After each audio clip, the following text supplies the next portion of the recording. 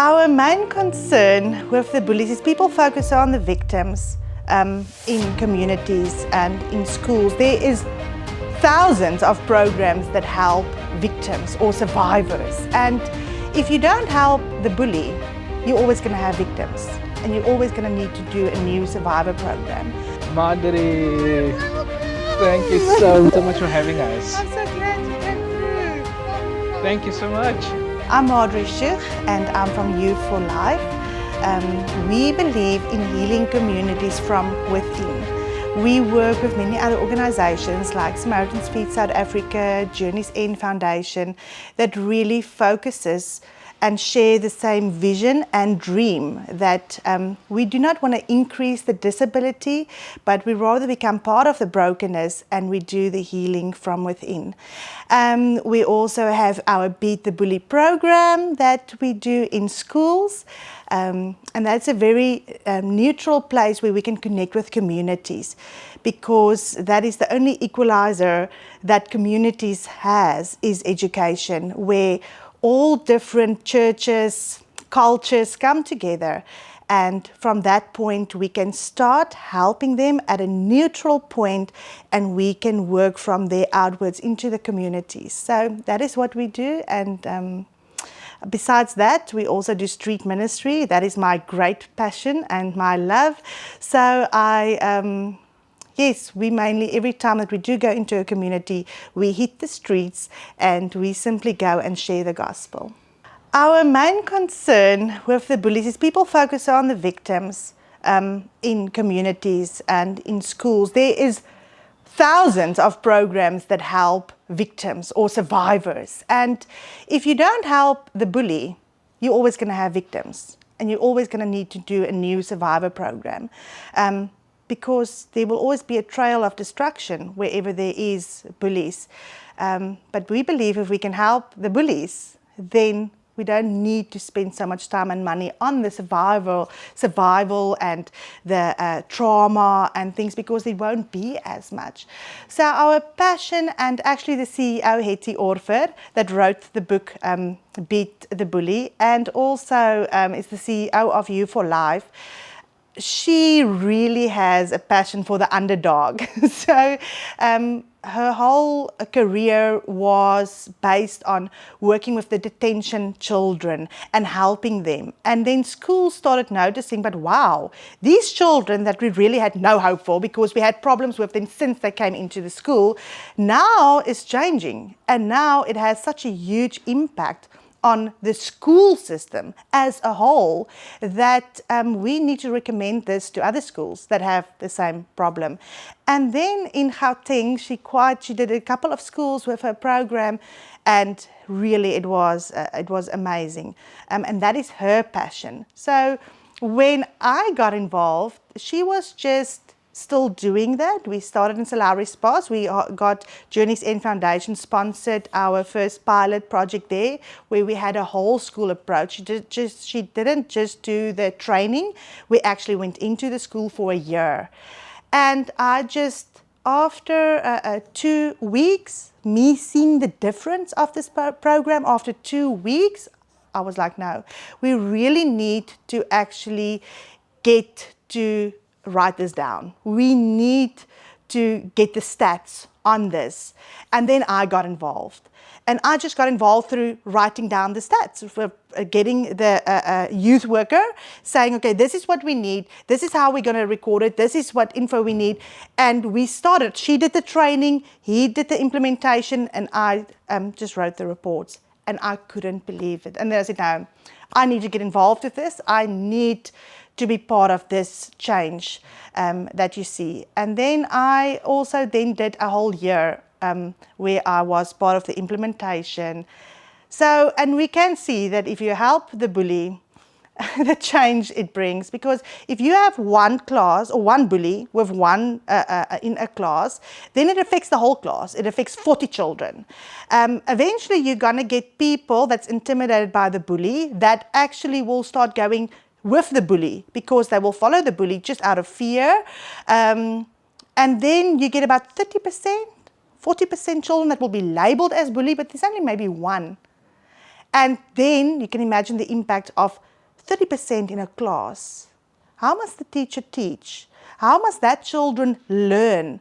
The frustration, the trauma, and everybody gets affected. So, yeah, with my mom, the author's passion for the underdog, and really knowing that the hurt is within, and that if you can help them, the change that it will bring. And then I was sold and I started helping her with that. I wasn't really, I think, bullied as much, as I was probably the one child that will be going with the bullies, you know what I mean? But when my children went into school, I was still very young when I had children, and when they went to grade 1, my son, I was immediately sort of, I don't know, I'm not sure how to do this, you know, I'm a brand new mom. And then after 3 weeks, the teacher called us in and she said, listen here, your child is a bully. And I was like, my child that is so perfect and quiet and doesn't, you know, care for animals, a bully? I was like, I can't believe this. I couldn't believe it. And then I contacted my mom, because now she actually did training in that same school. And she's like, oh, Madri, this is so funny, because now I did training and now your child is the bully. And she's like, but go and ask a couple of questions. And I went into the office and I said, okay, I just need to know, why did he do it? And they were like, we are not sure why he did it. I'm like, okay. But you called me in that my child is a bully, but we don't know why he did this. And then I realized, wow, I mean, I'm sitting here, my child has now been labeled as a bully. It affects him that he's crying. He should be so excited that he's crying every day to go to school, and she can't even tell me why he did what he did.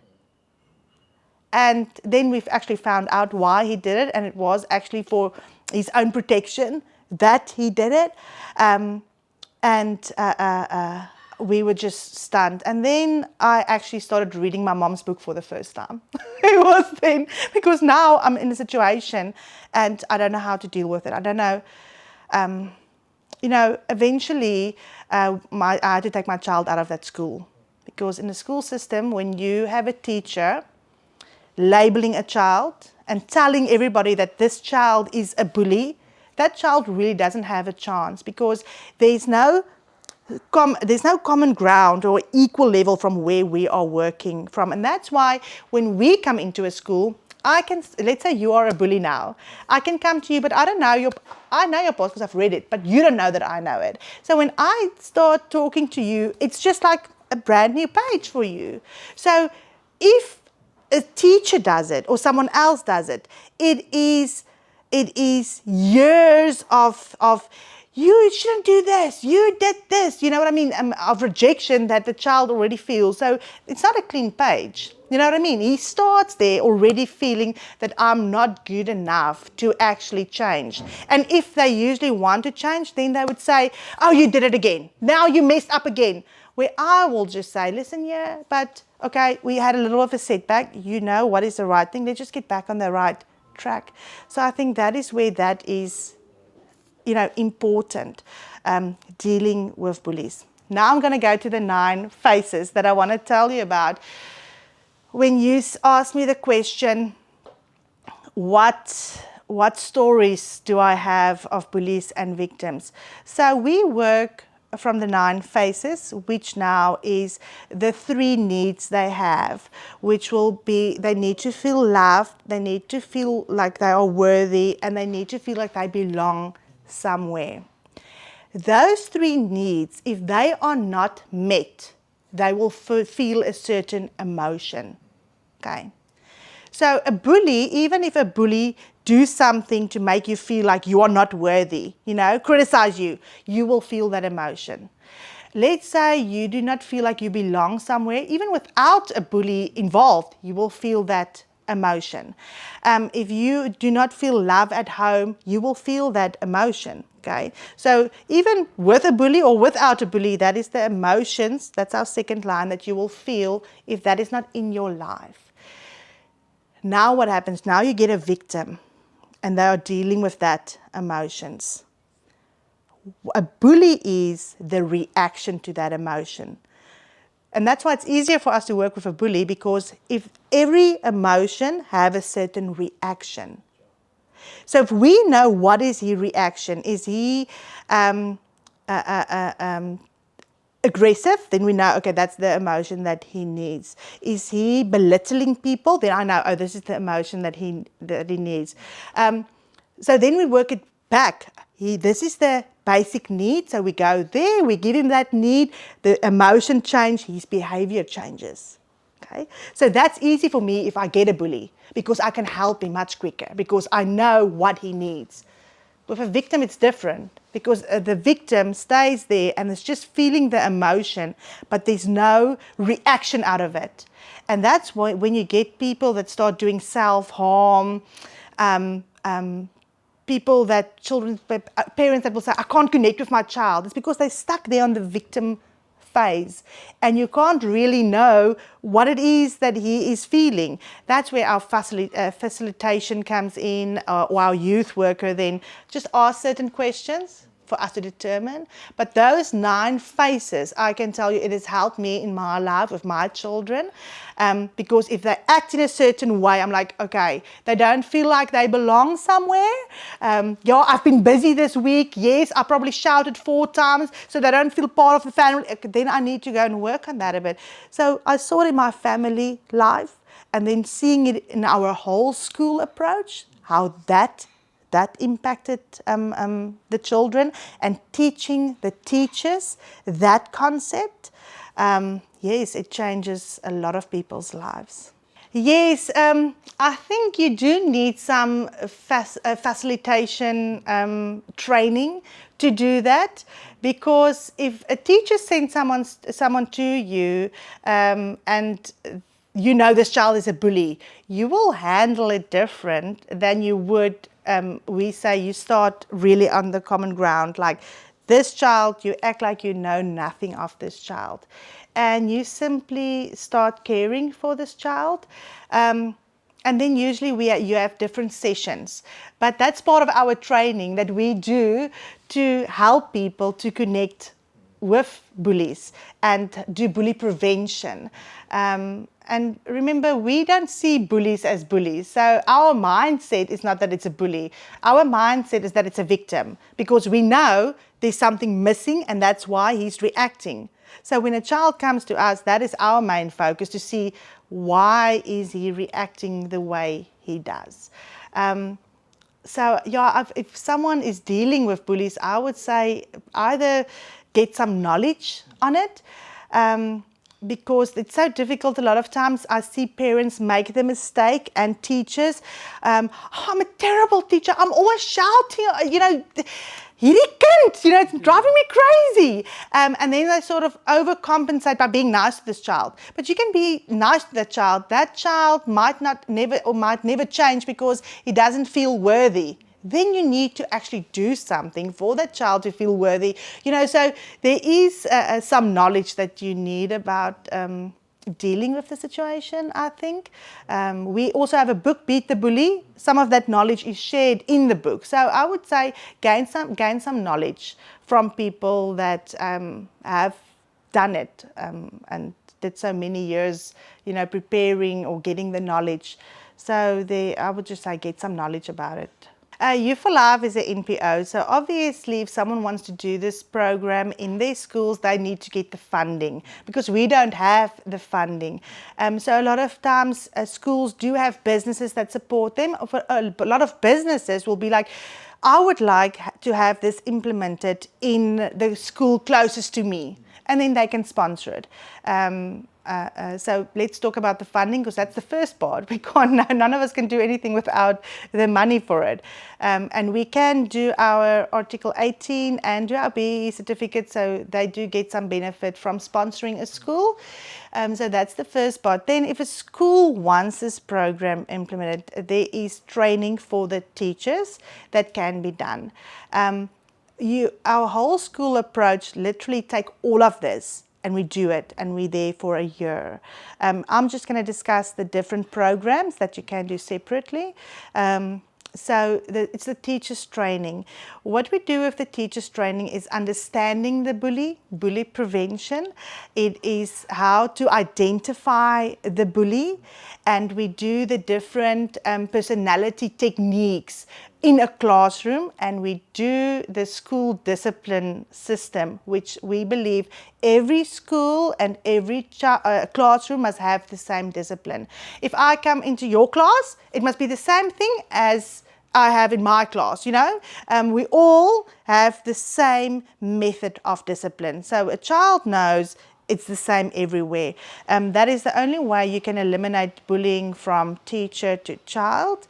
And it also protects the teachers because we teach them how to use the school system to actually get it right. Because there is children that is so traumatized that you can't, they really cause destruction. And then they need to get out of the school, either into a special school, or different care for them, but you can't allow that child in your school if there's not change.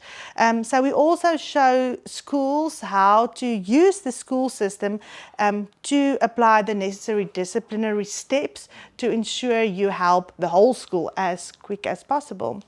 Then we do the profiling of children, where the teachers give us their, let's say, in one school it was the grade 6. That was when that group of grade 6 came into grade 1, they already were a problem grade, you know what I mean? And they were already now grade 6, and the teachers all gave up on this grade. And there were some really good children in that grade, but it was like they all gave up. Then we do have programs that we do with this whole grade, and it is approved from the educational system to actually give one of your subjects a period. I think it's the L, I don't know what they call it in English, the L periode. They can give one of those time slots to this program. It's called Crossroads, and it has a huge impact on children. After we did that program with that grade 6, and the teachers had to write the reports at the end of the year, they said, can't we do that program with the whole school? You know, that was the results we received from that program.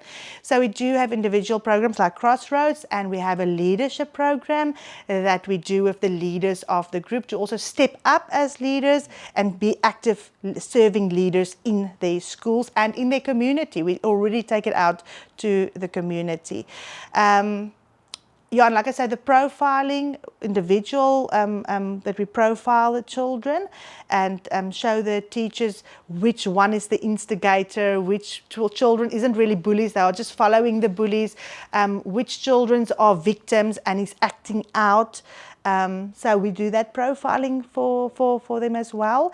And then we put a youth worker in the school for 12 months. All our information is on our Facebook page and our website. So it is Youth for Life. So it's youth with a number 4 and then life. Yes, depending on his age and depending on the scenario, when we talk to grown-ups, they sort of are so used to being bullies, and they're so used to using that as their protection that they don't even know. They're just like, I get what I want and I get it done, and they have just used that manipulative way, am I saying that? Manipulerende ways om dit to get what they want. And so for adults, it is actually out of frustration and not actually knowing their needs and just not being emotional mature to deal with situations. So there's the golden rule that is a worldwide golden rule, and that is treat others like you would like to be treated. So we break it down saying, I am important, but what a bully doesn't understand is that you are also important. They don't think whatever you have to add, whatever you think is important. I am important, and that's it. So for grown-ups, I want to say, you are important, but I'm also important, and you need to sort of get that right. You need to really force yourself to stop and listen. To children out there, or people, I want to say children don't even know they do it. They are so broken and traumatized, especially in the schools where we work, that yeah, a child doesn't know it. I would say tell the teachers and the parents, you know what, get some help. Because if you don't help that child, that bully now, which is actually also a victim, he's going to become a grown up and he's going to be in the workplace and he's going to bully. He's going to bully his spouse one day or her spouse, and he's going to bully his children. And then we're just going to create this vicious circle. It was one bully, but now there's 5 bullies born out of this, or 5 victims, which is now going to have effect again on that generation. So deal with it. Don't label someone as a bully. That is the first thing. They really are victims as well. There's a reason why they are acting out like that. So for bullies, really, if you're in a position where there's a bully situation, deal with it. Don't leave it, and do not label. If you label, you will increase the situation, make it worse, and it really, if you label a bully, it just gets worse. Yes, I'm not a very encouraging, you're like, you must do this. I'm not. I'm like, stop it. The only way to stop a bully is by stopping the bully. You need to stand up. They must get their voice to stand up. And a lot of times they are afraid to do it, but you can't. Go to an adult, get some help, and stand up against a bully. There is no way you accepting this behavior will change it ever, really. And it's not you. You have to understand, when you are being bullied, it is not you. It is the bully that's got the issue. It's not you. Because people do get hurt and they do get bitter and they do go and hide away. And no, by doing that, you are giving that bully power, and if he gets more power, he will hurt more people. So by standing up, you are being a hero. And get that courage and stand up and get some people involved. Don't allow yourself to go through it, because you don't have to. When you do stand up, he's just going to try to intimidate you more, because that's what he does. He doesn't want you to stand up. So if you do not have the courage, do it yourself. Get people involved, but do not allow a bully to continue, because once again, the trail of destruction, we need to help him, and we need to get him that help rather sooner than later. And as a victim, your story can get him that help. Thank you so much, Madri, for joining us today. This was really, really amazing. Thanks, Greg, for coming through and doing this interview and shining light on this very important subject, and for all the work that you do. At You for Life, we say, decisions determine your destiny. Every choice you make will have an impact. So make the right choices and stand up against the bullies.